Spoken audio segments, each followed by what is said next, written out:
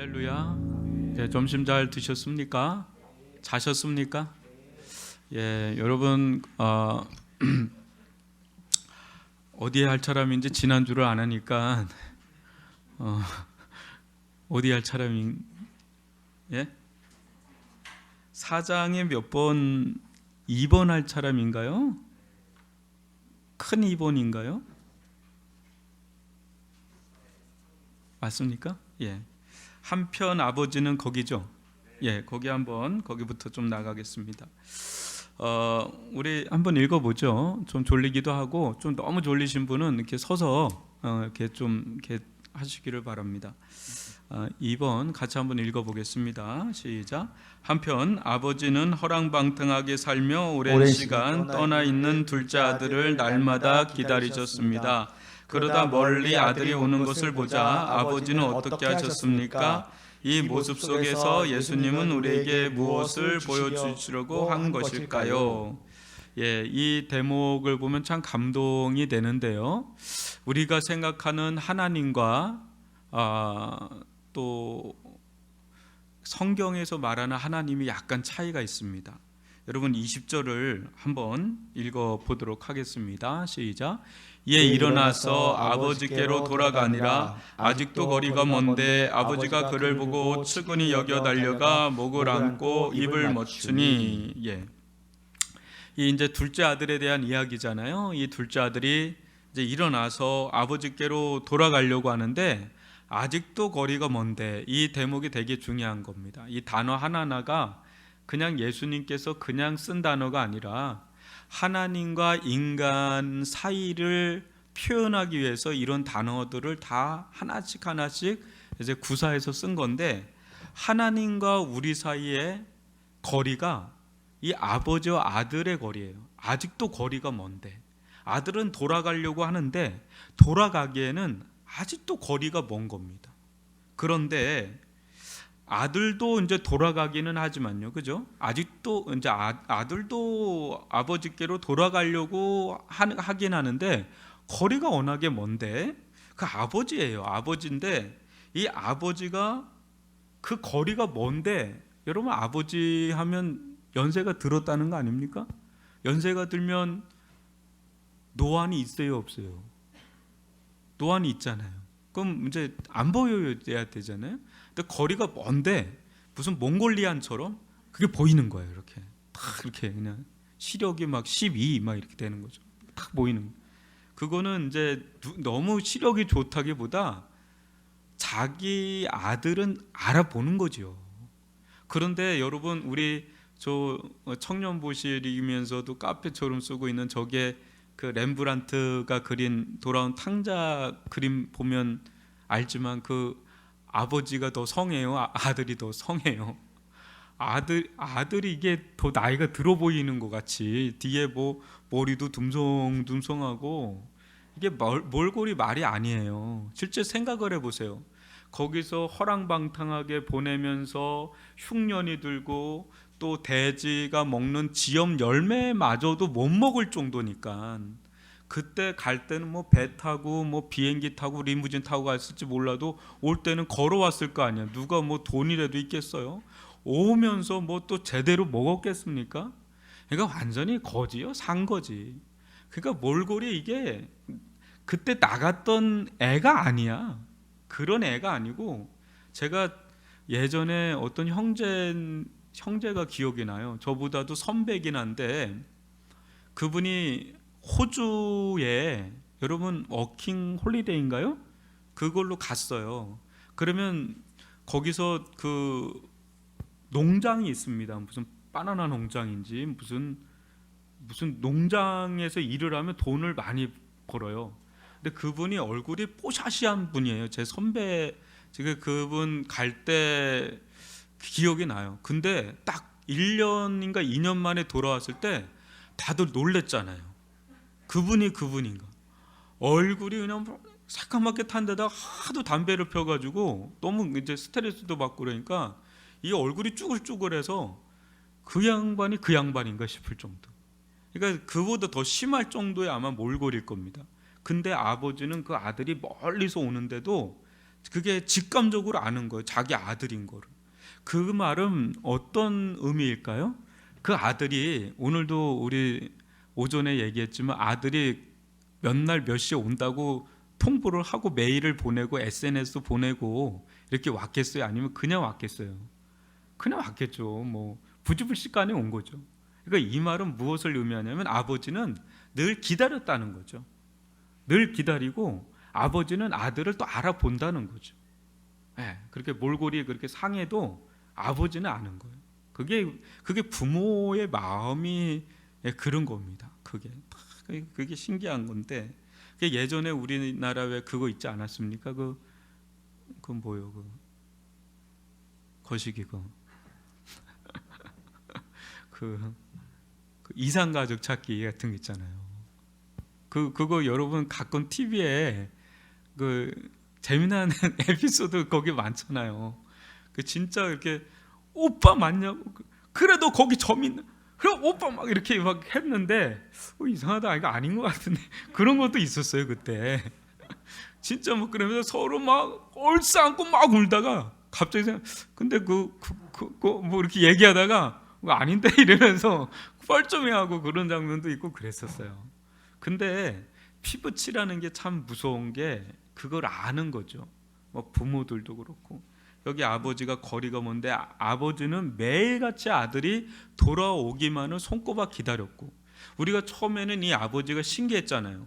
어떻게 유산을 달라 그러는데 선뜻 내주고, 또 얘가 뭐를 할지도 훤히 알면서도 그걸 내줄 수 있었을까라고 하면서 이 아버지는 아들을 그냥 방치하는 분인가? 그냥 아들 뭐 그냥 내놓은 자식인가? 뭐 이렇게 생각하는 아버지가 아닐까 생각했지만 아버지는 그렇지 않아요. 아버지 안 거예요. 얘는 뭘 해도 지금은 안 될 애다. 그러니까 괜히 관계 틀어지지 말고 애가 해주는 대로는 다 해주자. 대신에 관계는 유지를 할 수 있는 끈은 열어놓자. 여러분 자녀들 키우다 보면 아주 속삭이는 자녀들이 있어요. 그럴 때는 어떤 생각을 해야 되냐면 얘는 고래다. 여러분 고래를 어떻게 잡아야 됩니까? 피레미 잡듯 잡으면 안 되잖아요.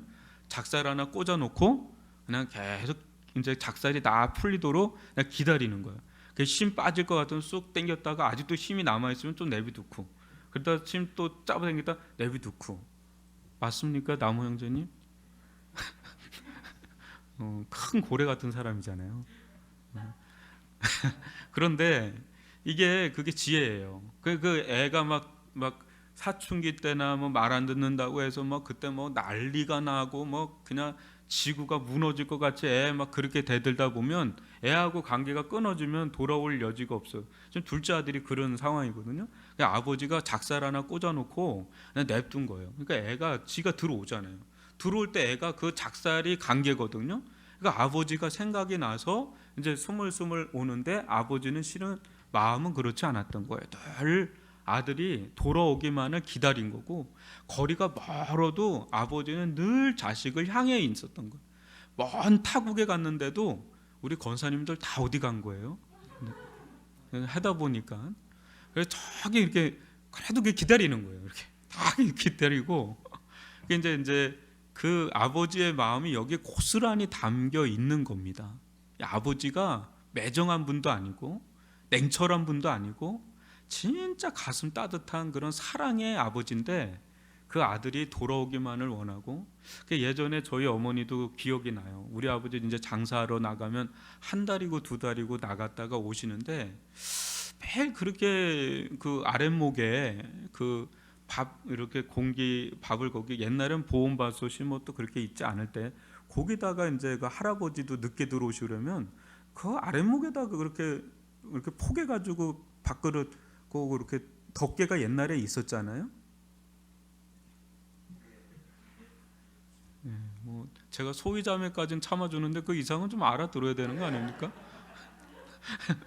그렇게 밥그릇이 이렇게 있어가지고 그거 이렇게 이렇게 수건에다 해가지고 따끈하게 이렇게 그런 기억이 나요. 그러니까 그게 어머니의 어떤 어머니의 정사랑 뭐 이런 거지 않습니까? 그러니까 아버지는 그 아들에 대해서 그런 마음으로 늘 있었던 건데 이제 아버지가 보인 거예요. 보이는데 그 마음에서 뭐예요? 그 측은히 여겨. 이게 이제는 가장 중요한 겁니다. 이 아버지의 모든 행동의 중심에 뭐냐면 아들을 향한 측은히 여기는, 뭐 이런 말해서 그렇지만 뭐 불교 용어일 수도 있는데 측은지심, 이게 측은히 여김이 그 안에, 아버지 안에 꽉 차 있는 겁니다. 그러니까 아버지는 이 아들이 유산을 달라고 그러고 떠날 때도 측은지심이 있었던 거고, 돌아오는 그 순간에도 있었던 거고, 어느 순간에든 이게 기본이 있었던 겁니다. 근데 이게 우리에게 뭘 말해주는 거예요? 하나님은요, 우리가 그 하나님을 멀리 떠나 있거나 하나님께로 가까이 오거나 늘 어떤 마음이 있다는 거예요? 우리를 향해서 측은히 여기는 마음이 있다는 거예요. 근데 우리는 이걸 의심하거든요. 그래서 예수님이 계속 얘기하는 게 믿음을 가지라고 하는 거예요.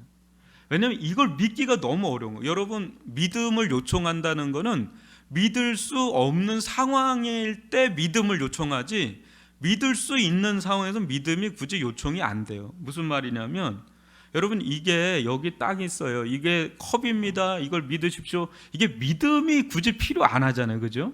이럴 때는 믿음이 필요할 때가 아니에요. 그죠? 그냥 인식이 되는 거예요.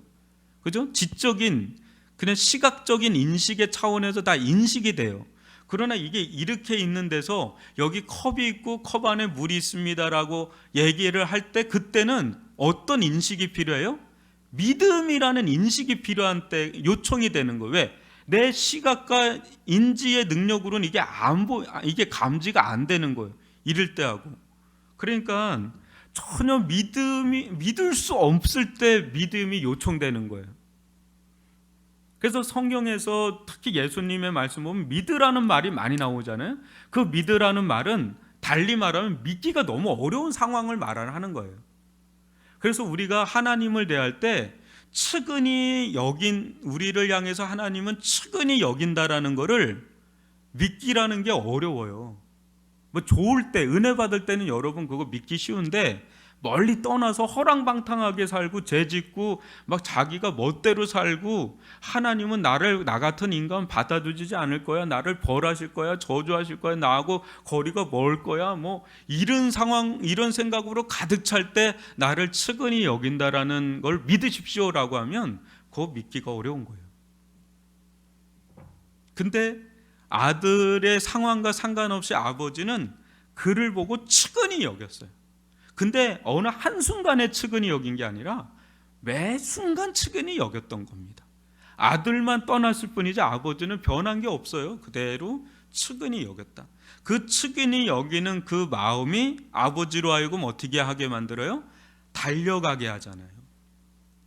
물론 아들이 돌아오기도 하지만 아버지가 달려가죠. 달려가서 목을 안고 입을 맞추는데 여기서 키포인트가 뭐냐면, 여러분, 아버지가 아무 때나 아들한테 달려가가지고 거기서 목을 안고 거기서 키스하고 막 그렇게 하잖아요. 막 창녀하고, 그때 그 첫째 아들이 그러잖아요. 아버지 어떻게 이놈 자식한테 살찐 송아지를 잡고 그렇게 아버지는 나한테 염소 한 마리라도 해줬습니까? 막 뭐라 그럴 때 얘가 창기하고 뒹굴고 있을 때 나는 열심히 일했건을 막 뒤에 보면 이제 첫째 아들이 그런 불만을 막 성토를 막 해요. 근데 아버지가 그 창녀하고 뒹굴고 있는 아들한테 막 달려가가지고 창녀 떼놓고 거기서 어금 맡기고, 야, 이게 내가 너를 측은히 여겼다, 내가 달려왔다, 그거 받아줄까요? 아니죠. 때가 있는 거예요. 사랑을 받아들일 때가 있는 거예요. 아버지는 기다린 거죠. 그러니까 아버지는 늘 이미 대기 상태예요. 근데 우리가 아버지의 사랑을 받을 만한 준비가 안 돼 있으니까 안 다가오는 거지. 여러분은 그런 생각할 거예요. 저도 그런 생각을 많이 하는데, 왜 하나님은 나를 사랑한다는 거를 왜 느껴지지 않게 만들지? 나는 하나님을 지금 기다리고 있는데, 지금 기도한 지가 얼만데 하나님 이렇게 왜 안 다가오시지? 막 이렇게 생각을 하고, 하나님은 너무너무 하신 분이다, 해도 너무 하신 분이다, 이렇게 생각할 때가 많을 거예요. 내가 이렇게까지 하나님을 원하는데. 근데 여러분, 아니에요. 아직 받아들일 준비가, 하나님이 보실 때는 늘 대기 발령 상태인데, 하나님 보실 때 아직은 우리가 받아들일 상태가 아직은 아니다라고 판단하고 계시는 거예요. 우리는 아닌데, 난 진짜 받아들일 준비가 다 돼 있는데 아니라는 거예요. 근데 어느 순간 진짜 받아들일 만한 때가 와요. 그때 하나님이 우리 가운데 다가오시는데 이미 하나님은 그 전부터 기다린 거예요. 이 때를. 아들이 이렇게 스스로 돌아와서 올 때까지 기다렸던 거고, 아들이 아버지의 사랑을 받아들일 만한 상황이 됐을 때 측은히 여겨서 달려가서 목을 안고 입을 맞출 때 아들은 거기서 무방비를 이제 받아주는 거죠. 근데 괜히 엄한 때 가면 이상한 시츄에이션이에요, 그게. 그러니까 그 때가 있는 거죠. 근데 여기서 유대인들에게는 안 쓰는 단어가 달려가라는 단어입니다. 그러니까 어떤 느낌이냐면, 이 시대 고대 근동의 유대 사회에서는 우리나라 에헴 하던 느낌이에요. 그러니까 아버지는 늘 이렇게 가부장적인 사회였기 때문에 이렇게 거닐면서 이렇게 하지, 아버지가 뭐 거기 뭐 호들갑 떨듯이 우리 아들 뭐 이런 사회가 아니었습니다. 그러니까 여기서 달려간다 그럴 때는 발바닥이 보이잖아요. 발바닥이 보이는 걸 매우 수치스럽게 생각했던 그런 문화였다 그래요, 이때 당시. 근데 거기서 예수님은 전혀 안 쓰던 단어를 쓰고 있는 겁니다. 이게 굉장히 역동적인 단어인데, 그만큼 하나님의 우리들을 향한 역동적인 그 사랑을 수치고 뭐고 없어요. 십자가에서 수치를 받고 뭐고는 없어요. 그냥 우리를 향한 전폭적인 사랑이에요. 근데 그 사랑으로 완전히 이 아들을 감싸 안는 장면이 지금 우리가 보는 20절이다. 이게 인간을 향한, 우리를 향한 하나님의 사랑의 모습이다라는 것을 그림 언어로 이 신랄하게 우리가 이해할 수 있게끔 이렇게 보여주는 그림이 20절 안에 있다는 거죠. 이 한 절만 우리가 묵상을 하고요, 이 한 절만 우리가 받아들여도 우리의 영혼이 이렇게 열려요. 그냥 확 열리면서 하나님의 사랑으로 우리가 덮이는 그런 경험을 할 수 있는 그 매우 중요한 대목이 바로 이 대목입니다. 아직도 거리가 먼데, 그러니까 거리를 좁히는 건 우리가 아닙니다. 우리가 회개하면 우리가 매우 많이 열심히 잘하는 것 같은데, 그게 아니라 우리가 아무리 회개한다 한들 거리가, 하나님과 우리와의 격차는 너무나 거리가 멀어요. 그분이 다가오시지 않으면 우린 절대 그분을 만날 수가 없어요. 근데 그분이 우리에게 측은히 여겼고 달려왔고 우리에게 목을 안고 입을 맞추고, 그러면서 한 영혼 한 영혼 한 영혼을 당신의 자녀로 삼아주시는 그 사랑 안에 우리를 감싸 안았다. 이게 복음이에요. 이게 복음이에요. 복음은 뭐 우리가 잘나서가 아니라 그냥 하나님의 일방적인 그냥 사랑이에요. 그것이 우리를 변화시킨 거죠. 여러분 여기서 3번 같이 또 한번 읽어볼까요? 시작. 아버지의 한없는 사랑 앞에 둘째 아들은 그 마음이 무너집니다. 회개가 일어나는 것입니다. 이 모습 속에서 진정한 회개는 언제 일어나는지 살펴봅시다. 당신은 전인격적인 회개를 경험한 적이 있습니까? 21절 읽어볼까요? 아들이 이르되 아버지, 내가 하늘과 아버지께 죄를 지었사오니 지금부터는 아버지의 아들이라 일컬음을 감당하지 못하겠나이다 하나. 여러분 20절에 아버지가 무슨 말 했습니까? 그냥 아버지가 측은히 여겨가서 달려가서 그러니까 목을 안고 입을 맞추면서 너 이제 죽었어 뭐 이랬을까요? 딱 안고 너 이제 잘 됐다, 너 이제 내가 이제 이런 얘기 했을까요? 그런 상황이 아니잖아요. 그냥 측은히 여겼고 달려갔고 그 사랑이 달려가게 만들었고 그냥 목을 안고 입을 맞추고 이런 가정이 있는데, 아버지는 뭐 아무 말도 안 했어요. 그죠? 그냥 마음만 드러낸 것 뿐인데 갑자기 이 아들이 하는 말이 그냥 재고백을 하는 거예요. 그냥 너 회개해, 너 이런 데 졌지, 이런 데 졌지, 이런 데 졌지, 너 그때 창녀하고 뭐 했지 막 이렇게 리스트를 쫙 해가지고 뭐 그거 얘기한 적이 없어요. 그냥 아버지는 그냥 사랑만 해준 건데 갑자기 아들이 그냥 입에서 툭 튀어나오면서 막 그냥 닭똥 같은 눈물 훅 흘리면서 아버지, 내가 하늘과 아버지께 죄를 지었사오니, 이제 자기가 뭔 짓을 했는지 이제 아는 거예요. 그전에는 자기가 뭔 짓을 했는지도 몰라요. 왜냐면 자기가 너무 강하잖아요. 나는 빨리 아버지 거 잡고 내가 하고 싶은 거 이거 하고 이거 하고 이거 하고 막 이런 걸로 가득 찰 때는 자기가 안 보였는데, 이제는 자기가 하늘, 여기서 하늘은 이제 하나님이겠지만 하늘과 아버지께 죄를 지었어요. 여러분, 회개는 딱 두 가지로 들어가는 거예요. 회개가 딱 터질 때, 진짜 은혜를 받아서 회개가 터지면 딱 두 가지로 나타나잖아요. 뭐예요? 하나는 하나님께 회개가 터지고, 또 하나는 사람에게 회개가 터지는 거예요. 밀양이랑 영화 보면 여러분, 전도연이 황당해하는 장면 나오죠. 그 이제 자기가 교회 가가지고 자기 아들을 유괴해서 살인한 자에 대한 용서하고자 하는 마음이 막 딱 일어나서 교도소에 갔는데, 아주 온화한 미소를 품은 그 살인범이 갑자기 그 전도연을 보면서 아주 해맑은 웃음을 지으면서 하나님이 나를 용서해 줬습니다, 자매님. 이 순간에 전도연이 이제 뚜껑이 확 열리는 거죠. 막. 근데 그 장면이, 그 살인범이었던 사람도 또 전도연도 다 뭐예요? 기독교를 잘못 알고 있는 거죠. 은혜를 잘못 알고 있는. 정말 그 살인범이 진짜 용서를 받을 수 있어요, 없어요? 있죠. 근데 진짜 용서를 받으면 두 가지의 형상이 나오는 거예요. 하나는 하나님께 내가 죄를 범한 거에 대한 회개가 있고, 그 전도연 그 엄마를 향해서 그런 표정을 지으면 안 되죠. 용서를 구해야 되죠. 그죠? 그게 정상인, 은혜 받은 정상인데, 하나님이 용서했으니 당신하고 상관없이 나는 용서받, 이거 하면 이제 구원파가 되는 거예요. 이상하게 되는 거죠.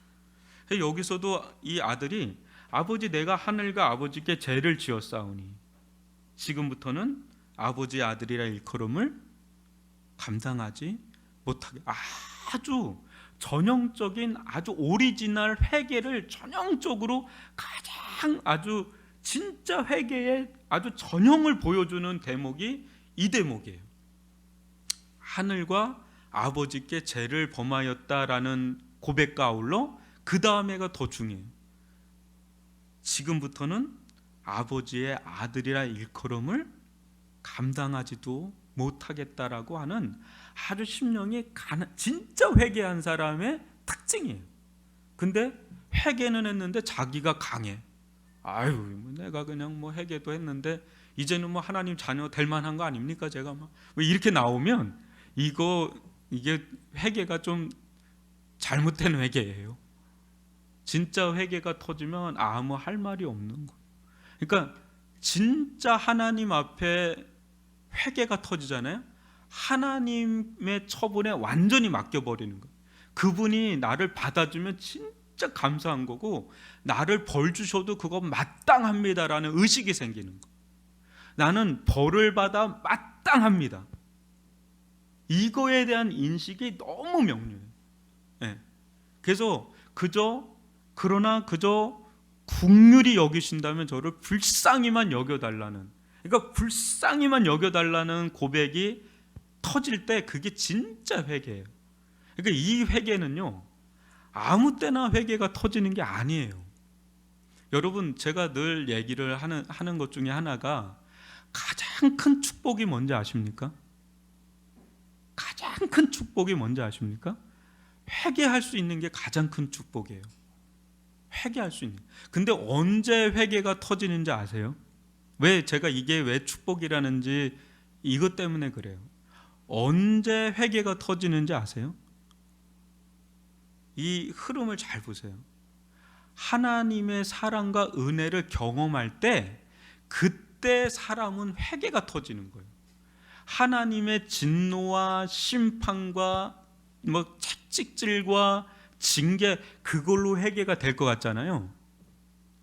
근데 안 그래. 그거는 두려워서 잠깐 회개같이, 회개 비스무리하게는 흉내내요. 근데 다시 원상태예요. 그게 그런 채찍과 심판과 징계 그런 거 사라지면 다시 원상복귀 돼. 근데 언제 회개가 진짜 터지냐면, 하나님께서 나를 도저히 사랑할 수 없는 사람인데, 이런 나를 사랑하시는 그 하나님의 사랑과 은혜가 내 영혼을 강타하잖아요. 그때 회개가 터지는데 그것을 율법적 회개라고 부르지 않고 그거를 복음적 회개라고 부릅니다.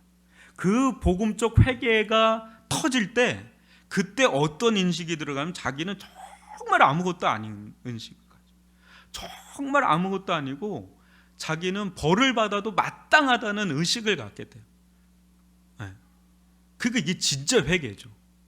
그러니까 그분의 처분에만 맡기는 상황인데 그분이 나를 사랑을 계속 주는 거예요. 용서의 사랑과 용서의 은혜를 계속 주니까 그것이 진짜 이제 회개가 터지게 만드는 원인이 돼버리고 그때 그 사람은 진짜 철이 들어요. 영적인 철이 들어.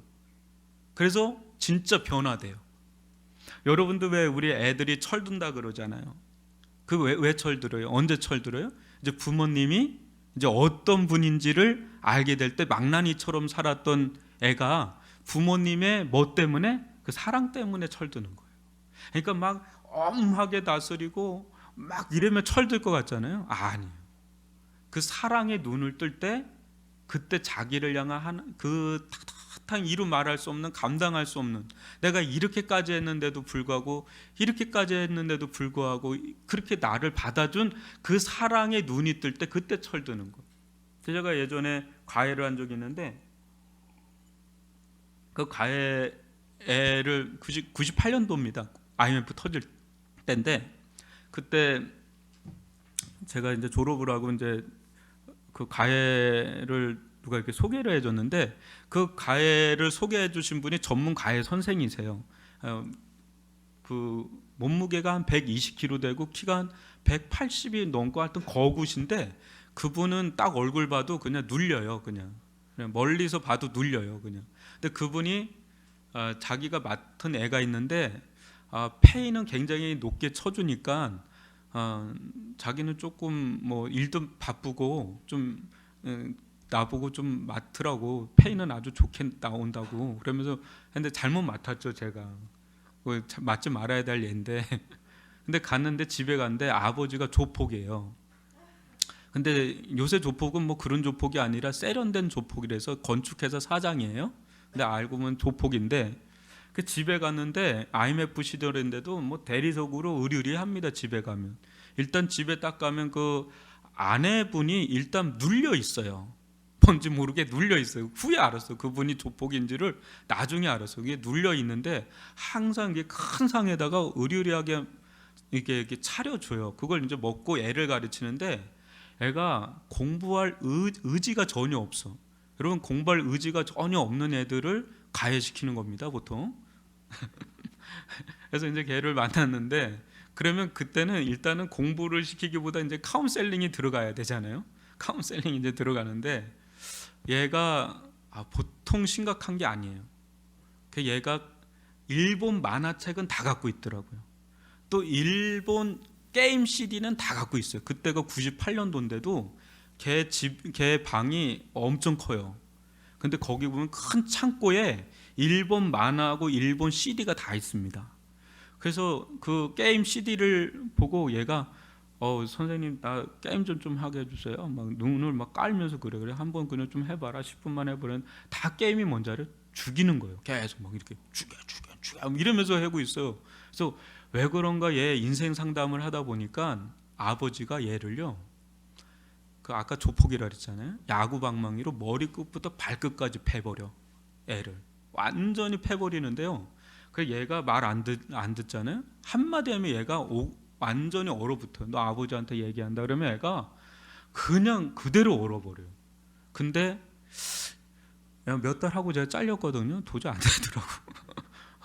안 되는 애예요. 그러니까 얘는 뭐 누가 해도 안 돼. 근데 얘가 몇 년 후에 제가 대학교에서 얘를 만났어요. 대학교에서 애를 만났는데 그 애 옆에 그 엄마가 있더라고요. 그래서 알았어요. 근데 애가 정상이 아니에요. 애가 맛이 갔어요. 그러니까 엄마가 옆에 붙어 다녀야 돼요. 그러니까 이거 제가 왜 이 얘기했죠? 그러니까 이게 그래가지고 애가 변화되지 않는다는 거예요. 아버지가 머리끝부터 발끝까지 조폭처럼 해가지고 패고 그렇게 해서 애가 변화되는 게 아니라 애가 병이 생기더라고요. 참 불쌍했어요. 근데요, 인내하고 참고 사랑으로 품고 하나님이 우리 그렇게 다루시는 거예요. 그때 어느 순간에 오열이 쏟아지고 회개가 터지는 거죠. 내가 이렇게까지 했는데 어떻게 나를 사랑할 수 있습니까? 이런 나를 어떻게 사랑할 수가 있는 겁니까? 그래도 난 너 사랑한다. 아니 어떻게 사랑할 수가 있습니까? 그래도 난 너를 위해서 십자가에서 죽는다. 그게 깨달아지는데 내가 너무너무 이해가 안 가는 거죠. 나는 내가 이렇게까지 했는데 어떻게 주님께서 이렇게 나를 사랑할 수 있습니까? 어떻게 계속 그 사랑이 밀려 들어오는데 내가 거기서 감당이 안 되는 거예요. 거기에서 꺾여버리고 거기서 회개가 터지고 거기서 변화되는 게 복음의 능력인 줄 믿습니다. 십자가가 그래 능력인 거예요. 십자가가 사람을 변화시키지 다른 게 사람을 변화시키지 않아요. 사랑이 결국 사람 만드는 거예요. 사람을 만드는 건 사랑인 거예요. 사랑. 근데 그 하나님의 지고지순한 그 사랑이 사람을 만들고 변화시키잖아요. 지금 이 둘째 아들이 그 과정을 겪고 있는 거죠. 그래서 4번을 까지 하고 좀 마칠까요? 4번 한번 읽어볼까요? 시작. 회개하고 돌아오는 둘째 아들을 아버지는 어떻게 받아들이십니까? 이를 통해 회개하고 돌아오는 자에게 기다리라는 자에게 베풀어 주시는 하나님 아버지의 본심이 무엇인지 살펴봅시다. 우리 22절로 24절을 읽어볼까요? 아버지는 종들에게 이르되 제일 좋은 옷을 내어다가 입히고 손에 가락지를 끼우고 발에 신을 신기라. 그리고 살진 송아지를 끌어다가 잡으라. 우리가 먹고 즐기자. 이는 내 아들은 죽었으나 다시 살았으며 내가 잃었다가 다시 얻었노라 하니 그들이 즐거워하더라. 여러분, 우리가 처음에 아들이 유산을 달라 그럴 때 실제 그 아들 편에서는 아버지가 죽은 자였잖아요. 근데 실은 아버지가 죽은 게 아니라 아들이 원래 죽은 거예요. 그 순간에. 그 아들은 자기가 아버지를 멀리 떠나고 아버지 유산을 가지고 떠나면 아버지가 자기한테는 없는 존재라고 생각하는데 실상은 아버지보다 지가 없는 거예요. 우리가 하나님이 없다라고 살잖아요. 사람들이 지금 세상에 있는 사람들은 자기 마음대로 독립적으로 자립적으로 오늘도 제가 주일 예배 설교 가운데 그 얘기했잖아요. 제가 뭡니까? 쟤는 뭐예요? 주인과 상관없이 종이 스스로 독립해서 자기 마음대로 살려는 것 자체가 제 뿌리라 그랬잖아요. 인간이 그렇단 말이에요. 인간이 하나님은 뭐 누구예요? 니체가 그랬나? 신은 죽었다? 맞습니까? 뭐 짜라투르스는 이렇게 얘기했다면서 뭐 이렇게 얘기하는데 신은 죽었다고 하는데 그 말은 되게 역설적인 말이에요. 신은 죽었다라고 할 때 그 말은 신이 죽은 게 아니라 신 앞에 자기가 죽은 거와 같은 거예요. 그게 24절에 나와 있는 거예요. 뭐 리차드 도킨슨이라든지 오늘날 수많은 무신론자들은 막 하나님은 없다라고 하고 막 얘기하는데 그게 다 웃긴 얘기야. 자기가 하나님이 없다라고 하면 하나님이 없는 게 아니라 실은 하나님 편에 자기가 죽은 자고 잃어버린 자라는 거죠.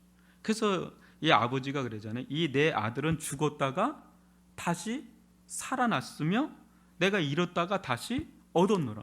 그래서 우리도 예수님을 만났을 때 이걸 깨닫잖아요. 아, 내가 죽었던 자였구나. 내가 잃어버렸던 자구나. 근데 예수님을 만나고 하나님을 만나고 나니까 아, 내가 이제 살았구나. 내가 다시금 하나님께 찾은 바가 됐구나. 이게 우리도 똑같은 자였는데 이런 걸 깨닫게 되잖아요. 마치 그런 거예요.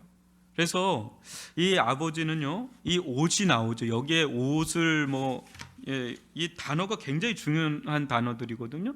제일 좋은 옷, 손에 가락지, 발에 살진 송아지, 이게 다 뭔지 아시죠, 여러분?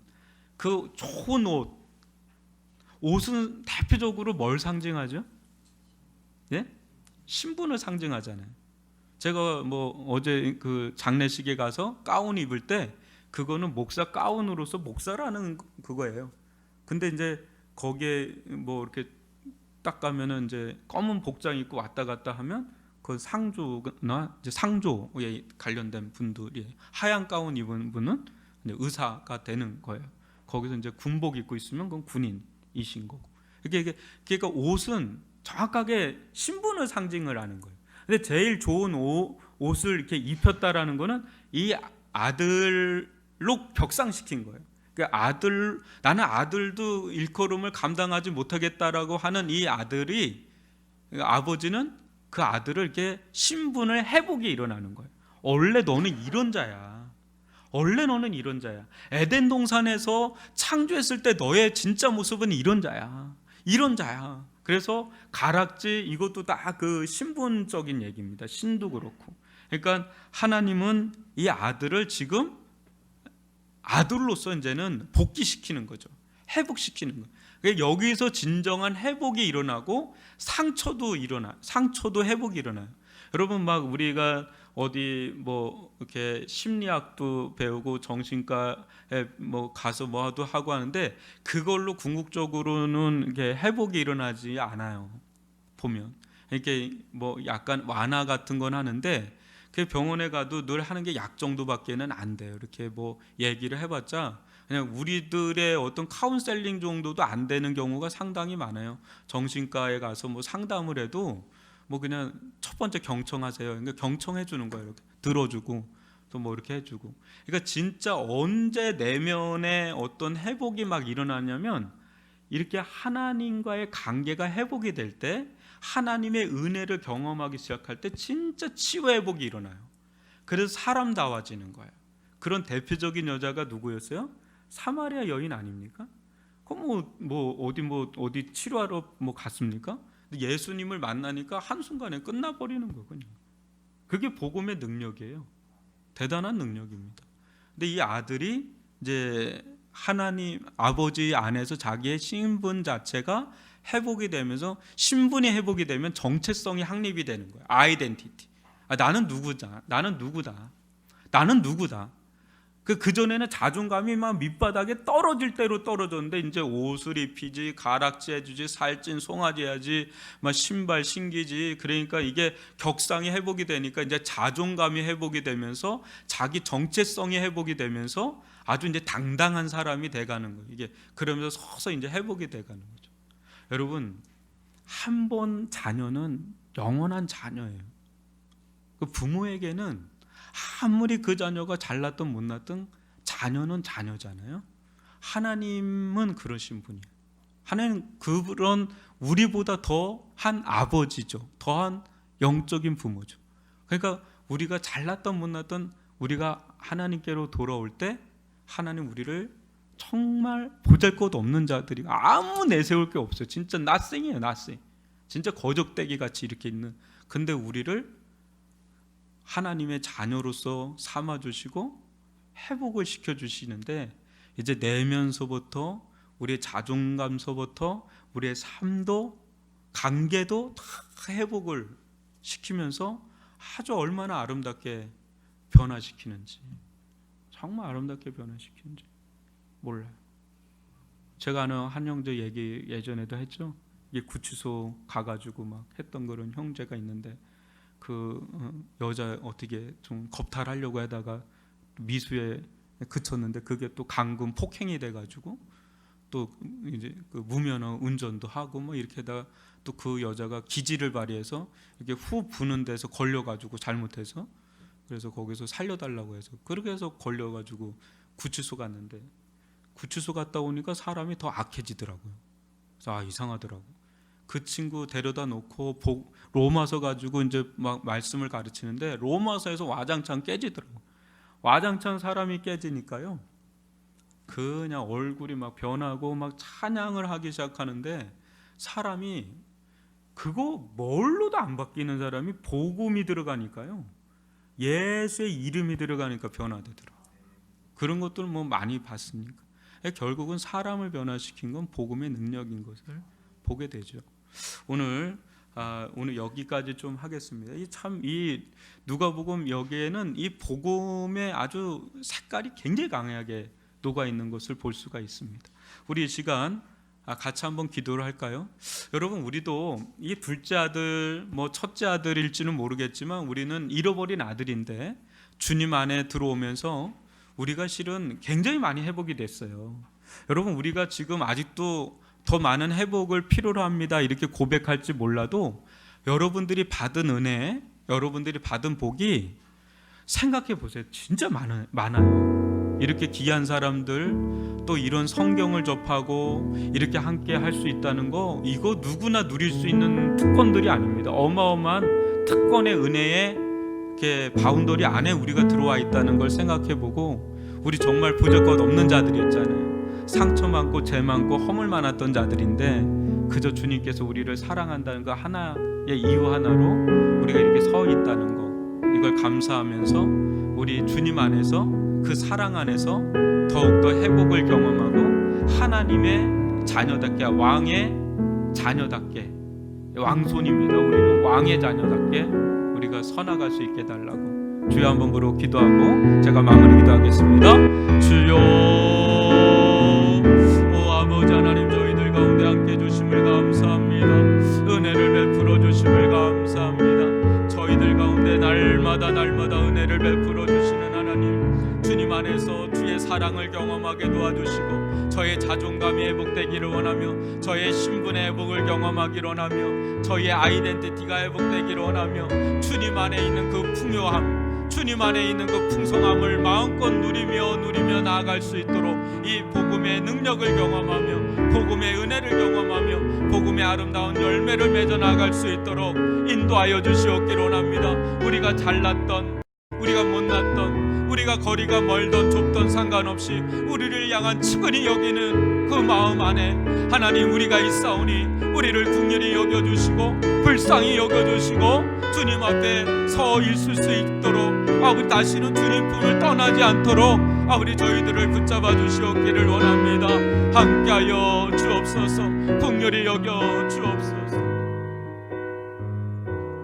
오 아버지 하나님, 오늘도 저희들 가운데 말씀하여 주시고 이 둘째 아들과 아버지 사이의 관계 속에서 복음이 무엇인지, 하나님과 내가 어떤 관계 속에 있는지 아버지 배우게 하시고 보게 하신 것 감사합니다.